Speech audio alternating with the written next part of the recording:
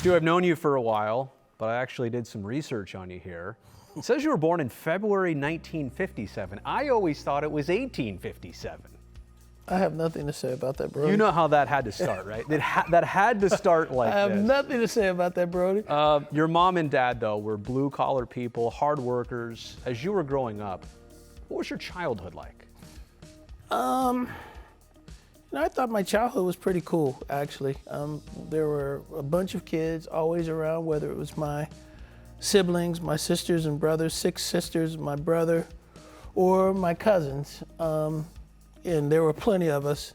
You know, we had a lot of family that had come west from Louisiana. And so I had the Greens family, which they lived on 55th and Civil Seminary, and we spent a lot of time with them. My nephew, Marlon, my niece, Madeline, were my oldest sister's children. And so they were always around. And then, you know, my sisters, Brenda, Carolyn, Marilyn, Jackie, Stephanie, they were always around. And my brother, I mean, we spent a lot of time together. We did a lot of things together. You know, I enjoyed my childhood, actually. I thought it was very normal. Do you remember attending your first A's game or the first couple times you ever went to the Coliseum? My first A's game was with my cousins, Kevin and Daryl. Wow. And that was the first time that we snuck into the stadium. Literally snuck in? We literally snuck in, parked our bikes at the Union 76 station on 66th and San Leandro, and we walked down the railroad tracks and hopped the fence, and then hopped another fence, and we were inside the stadium. And we camped out in right field, is what we did. And we were there in time for bat practice, collecting baseballs, and that was my first game. Now, I can't remember what team it was, but I do remember that. You played for the Dodgers, for the Rangers, and the Phillies. What were noteworthy about your stops with those teams? Because again, you made it to the show, but even in those years, it wasn't the success like Oakland or even in Toronto. Well, I mean, the best things about all of those places was not what took place on the field for me. It was the people that I was able to meet, and the friendships that I still have, actually. With Texas, Buddy Bell was my teammate, and he's still a close friend now. Mickey Rivers was a teammate and still a close friend now. Toby Hara. Those guys are guys, and Big Jim Bibby, who I learned some valuable lessons about work ethic and pitching. You know, I was a kid when I was with the Dodgers. I soaked up all the information I could get from the veteran players. With the Dodgers, it was Reggie Smith, Davey Lopes, Bert Hooton, Don Sutton, and then the veteran guys that were around the baseball team, Don Newcomb, Roy Campanella, Sandy Koufax. Some legends right there. Yeah, and those guys were all instrumental and helpful to me in maturing and getting through the minor leagues with the Dodgers. And then when I got to Texas, those guys were a part of my maturity. When I got to Philadelphia, I had an opportunity to play with Steve Carlton and Mike Schmidt. Those two guys were guys that I dreamed about, knew about, saw them play. I'm catching them on the tail end of their careers, but I learned from them. Yeah. And then finally, when I was released from the Phillies, I signed here.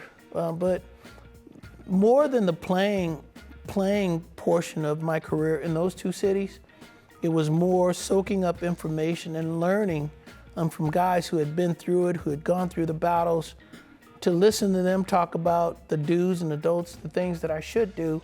It was more like being in a classroom than it was actually being on a baseball field.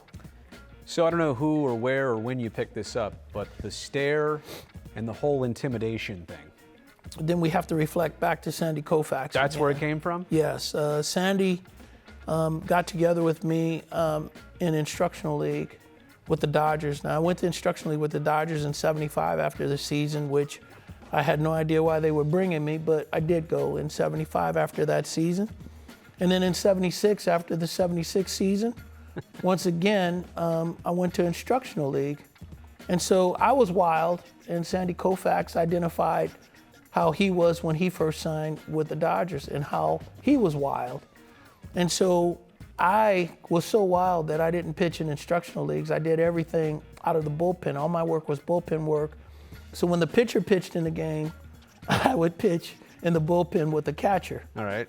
And so Sandy, at one point, came to me and he said, hey, what I'd like for you to do is lower your cap as low as you can, and that will help you to lower your sights. So lower it as low as you can. And so as I kept lowering my cap, he kept asking me, what do you see? And I said, at this point, all I can see is below the catcher's neck and below. He says, okay, I'd like for you to start throwing with your cap like that. And that's how it happened. You know, it's crazy in 2022, like a pitching coach would tell a pitcher, hey, arm slot, spin rate, all this different stuff. But back in the day, Sandy Koufax said, hey, kid, tilt your hat down farther. Yeah, lower your cap, and that's going to help you to lower, that's going to help you to get your sights a little bit more around the plate. And it worked. That moment, you got me. Yeah, it's all right. Let it go. That moment was huge for me.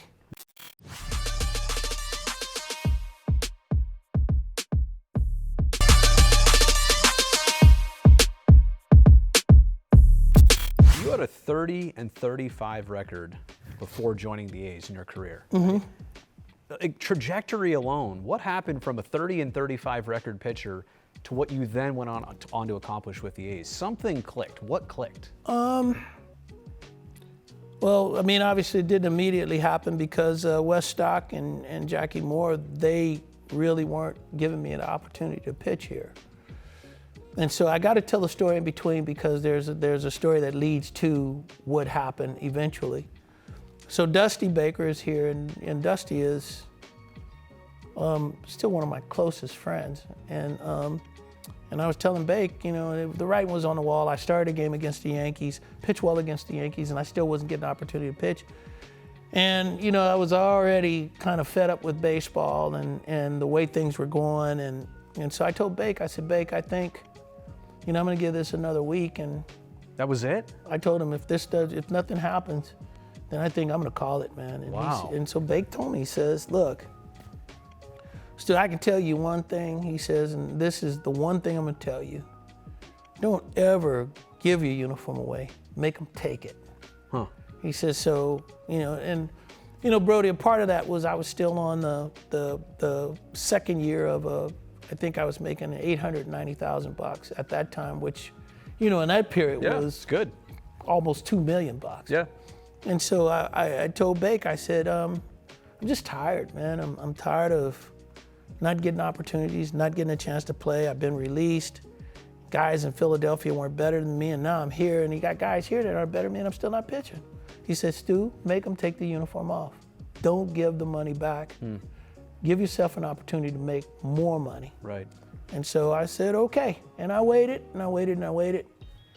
And sure enough, Wes Stock and Jackie Moore were fired. And then came Tony, and then came Dunk. Your people. Yeah, and I got an opportunity to make that first start for Tony and Dunk.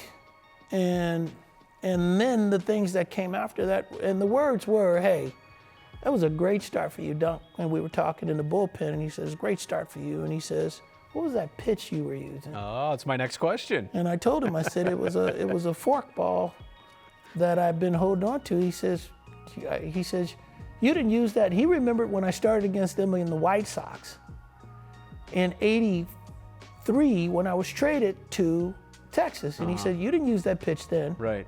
Did you have it? I said, yeah, I did. He said, why didn't you use it? I said, Doug Rader told me that it was a bad pitch, and he says that he never wanted to see me use it again, that I should put it in my back pocket and never use while he was the manager of that team. And Dave Duncan said what? And Dave Duncan said, it's a great pitch. Bring it back. He said, you need to use it as much as possible. He said, we're going to work on your fastball command.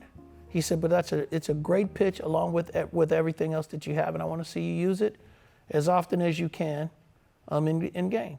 I want to go back to October 17th, 1989. If you're a long timer here in the Bay Area, you know exactly what that was. Game 3 of the World Series, the earthquake at 5:04 p.m., it postponed it. It literally shook our region.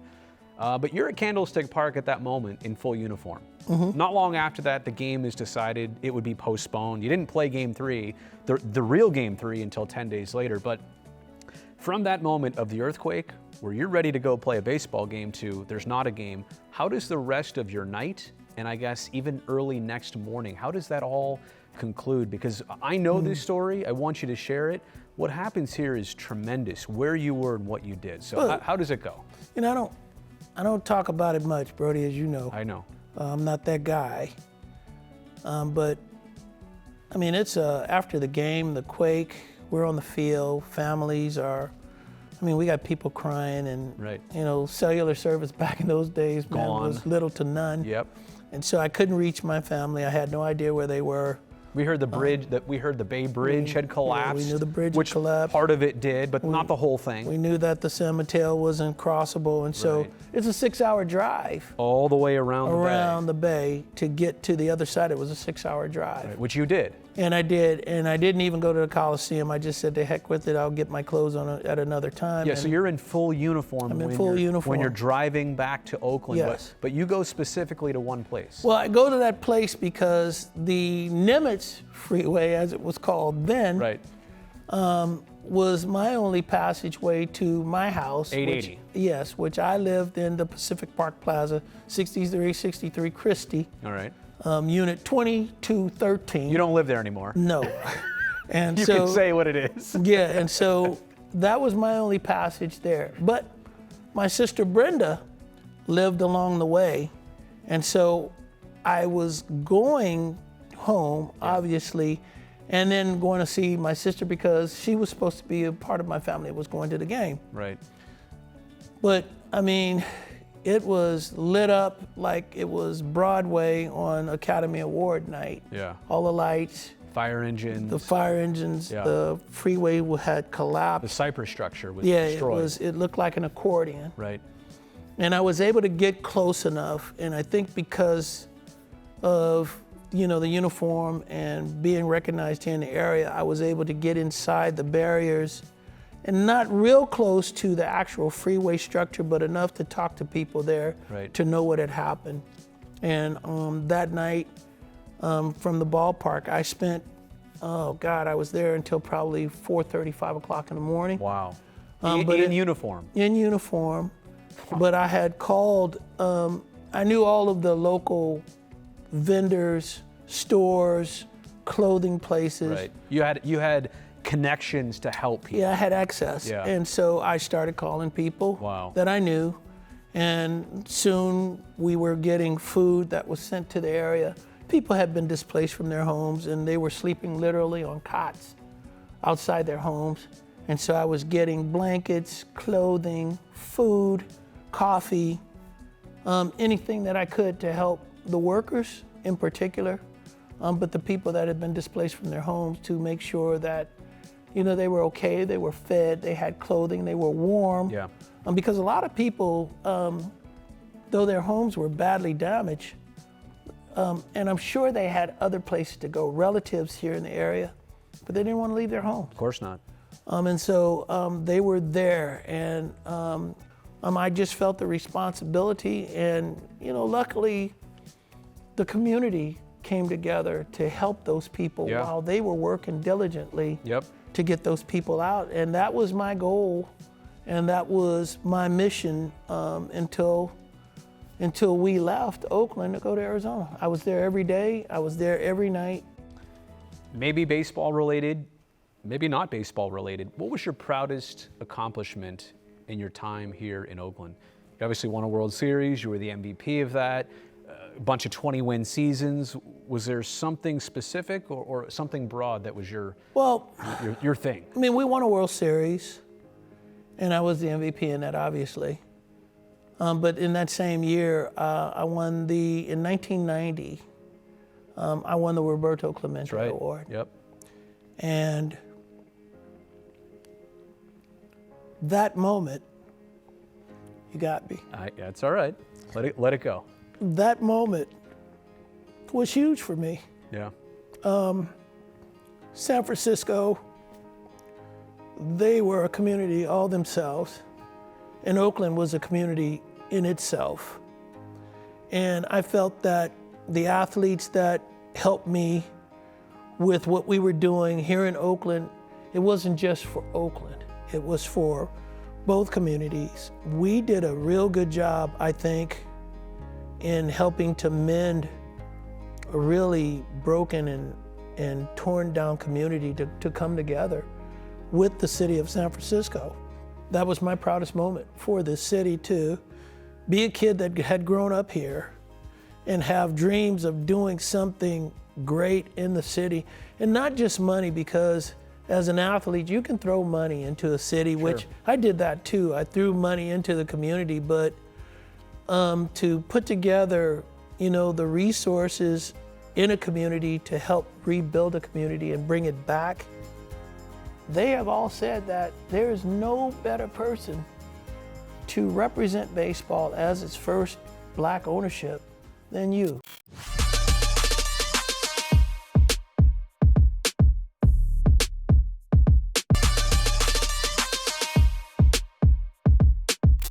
Eventually, you get into representing players as an agent. Yes. What enticed you about going that route? That's not an easy route. You have to get qualified, Yeah. certified. You have to earn people's trust. Right. So why'd you ever go that route? Brodie, I coached the U.S. Olympic team. I was their pitching coach with Frank Robinson.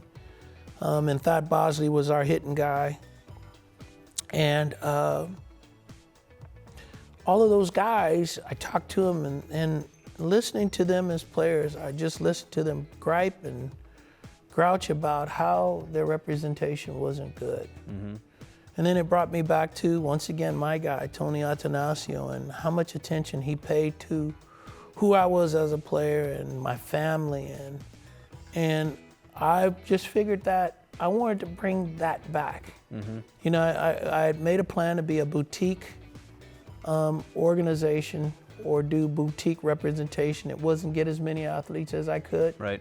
My number, and I cut it off at 15, which I had 15 Major League players. Wow. And they were good Major League players. And they were well represented. Not just in the fact, a lot of guys are out there, they represent players and they played maybe some form of baseball, but none of those guys could tell those players, I've been through what you're going through. Right. Lo and behold, my first Major League client is Eric Chavez. And Heard of him before. yeah, literally, it's funny how relationships work. I lived in San Diego. Eric is from San Diego. Right. Eric knew close friends of mine, the Cahan family, and in my house I had a movie theater, and Eric had come to my house with the Cahan girls, and he'd come to my house and visited, and he remembered me from back then. Yeah. And then, lo and behold, I go to work for the A's in Right. 1995 after I retired, and Eric is in instructional league, and we're in instructional league, and we form a relationship then, and we always stayed close and always. And then one day I'm in the clubhouse, and he started calling me Graybeard, and I didn't even know I was gray back then. He was calling me Graybeard, and he says, "Hey, Graybeard." I'm gonna write that one down. I'm thinking about, switching my representation. Wow. He says, I'm hearing that you're getting ready to start a business. I said, yeah, I am. He says, then we may need to talk. Xavi came to you Yeah. as the first He client. was sitting in the trainer's It's like a room. Jerry Maguire story Yeah. right here. Yeah, he said, we may need to talk. Wow. And sure enough, the next year, he comes on. And right now, we still have the largest contract negotiated for the Oakland A's. As we talk here in the summer of 2022, you're trying to get the Nashville Stars going, and if that happens as an expansion franchise for Major League Baseball, you could be the very first black majority owner of a Major League Baseball franchise. And I'm looking forward to that, and I believe that will happen. I've spent a lot of time, 4 years, in Nashville, more time in Nashville today. But, I've been in baseball for 45, 46 years. And in that time, I've just seen so much. But the one thing that I haven't seen is real real progress. No real progress in sport. When I came in the sport in 1975, Afro-American players, blacks, in the game were 20%. Right, which is way higher than it is even now. It was 20%. Right. We're 7% now. Right. When I started in office management in 1995, and Sandy Alderson, I have to thank for that opportunity. Right. When I looked at office representation, Bob Watson was it. And there were a bunch of young minorities that were trying to get in. Dave Wilder. Up and comers. Yeah, Kenny Williams, Omar Minaya. Those were the guys that were out there that were trying to get through the door. But what did I just name, 5 or 6? Right. And Bob Watson having the seat. And then when I got more and more into it and more availability into the general managers meetings and the winter meetings, and with the Diamondbacks getting an opportunity to get more involved in ownership part of it. Quite frankly, when I left the Diamondbacks is when I decided that if I ever get a chance to own a team, that's the path that I want to go. People can talk about George Floyd and his murder and, Black Lives Matter and all of those issues, social issues that are happening today. But the truth is, Jackie Robinson came into this game 75 years ago. Baseball has been around for 100 years or more. More than that, yeah. And we're 75 years from Jackie breaking the color barrier. And we have zero owners, 0 general managers, Kenny Williams being a vice president of a team, 0 general managers. We have 2 black managers, Dusty Baker and Dave Roberts with the Dodgers. And so, I've spoken to Rob Manfred. I've had conversations with owners in baseball, and all agree that it's time for baseball to take the next step. If I can be a blueprint for what business practices should be, not just in baseball, but universally, then, and I've taken on some pretty big challenges. Right. But this will probably be my last. Right. But maybe your greatest. But yeah, and I'm committed Definitely to it. your greatest. I'm committed to it, Brodie. Yeah. I'm committed that this will happen. I think that I have the support of Major League Baseball at this time to make it happen. And, one thing that the commissioner said to me, and I've had some conversations with Jerry Reinsdorf, who I've become, I wouldn't say he's become a great acquaintance and a great resource. Jim Crane with the Houston Astros. One thing that, I believe, is that, we can get this thing done. And it could be successful. And they have all said that there is no better person to represent baseball as its first black ownership than you or me. And so, I'm up for that challenge, and I'm ready to go after it. I guess that means you'd have to leave us, but I'll Well, let you go. You already have my replacement. I might. You're getting your number retired by the A's before the end of this season. And that's kind of the ultimate honor for any pro sports franchise, to put a name and a number up there and say nobody else can ever wear it because he was so special. That being said, that's not the final chapter of Dave Stewart and the Oakland A's, right? No. I think you're a lifer. No, I mean, I listened to Will Clark the other night, and I know you and the Giants and how you feel about that. But Will Clark said something that holds true for him with the San Francisco Giants that I believe will hold true for me with the Oakland A's, which is, I'm an Oakland A for life. No matter where I am, no matter what I do, no matter where I go, they'll always be able to count on me. They will always have my support. I am an A. I grew up in the backyard of this organization. Yeah. And so this you snuck into their games. Yes, I did. Yeah. So this is the organization that quite frankly, they chose me, and my agent chose them. But I am here now, and I was thinking about this morning, believe it or not, Brodie.